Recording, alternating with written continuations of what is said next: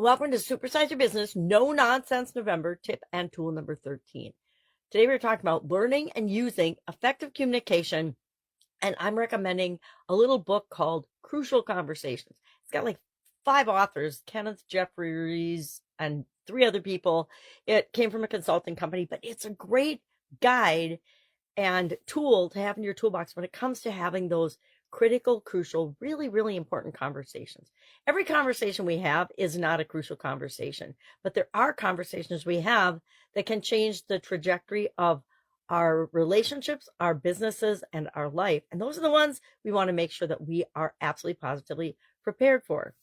So we've talked about communication a lot, both as part of Supersize Your Business as well as as part of this year's Let's Grow Annual Challenge. And today we actually have Bertha's story in Guide 2 of that private Facebook group page. You're welcome to join it and look at any of the write-ups and stories there. It just gives an example of how we apply the day's topic to a specific person's life and how it impacted their life.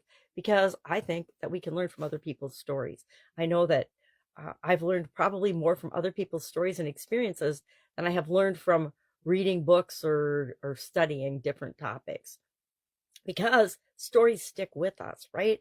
We remember people based on the stories that they've shared with us and the experiences that they've shared with us. So what are some of the things that I'm talking about when I'm mentioning effective communication?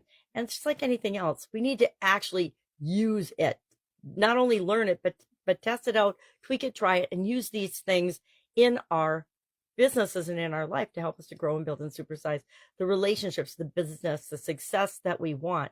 And a lot of times that requires that we have, I think crucial conversations are usually difficult conversations. They're usually difficult for one person or the other. Let's set that down.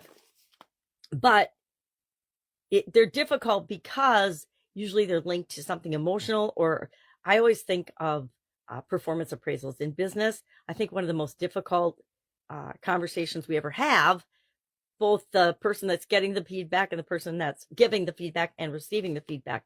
It's challenging because we're passing judgment and we're sharing information. And that's part of why I always did 360-degree, and I still recommend and do 360-degree feedback. And what that is it gets input from a lot of different people that the person interacts with. And then I compile and share those things with the person. So they're not just getting what I think of them, they're getting information from their peers, from people that they interact with, from customers, whatever's appropriate. They get to actually pick who they want to get feedback from. I found those to be so much more powerful than if I'm just having a conversation and saying, well, this is what I see. And then you give them.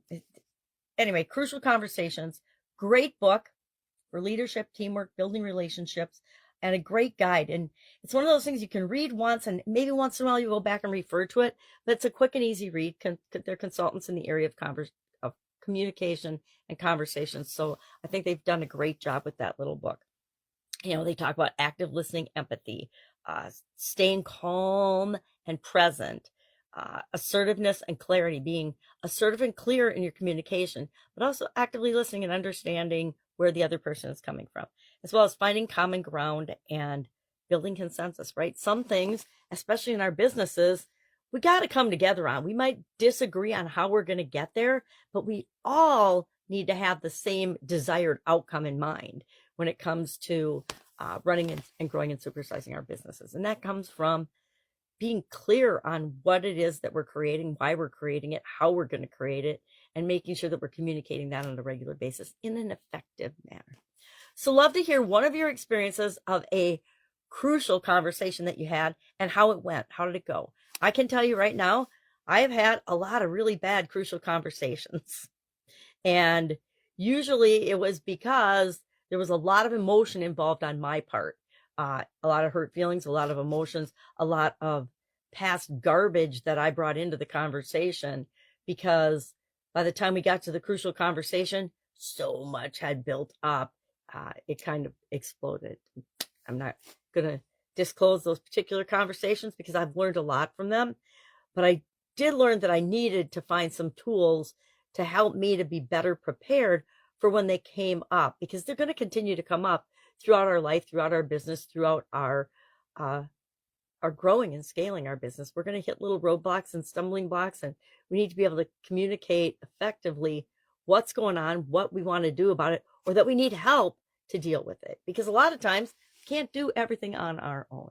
Oh, terrible confession, right? Oh my God, I'm not Superwoman. Can't do everything on my own. All right, that's our topic for today. Love to know your experience with effective communication and those really critical conversations that we have, and ways that you've learned. Share ways that you've learned to really deal with them in a positive way, so it's a win-win for everybody. All right, have an awesome day, and I'll of course be with you tomorrow.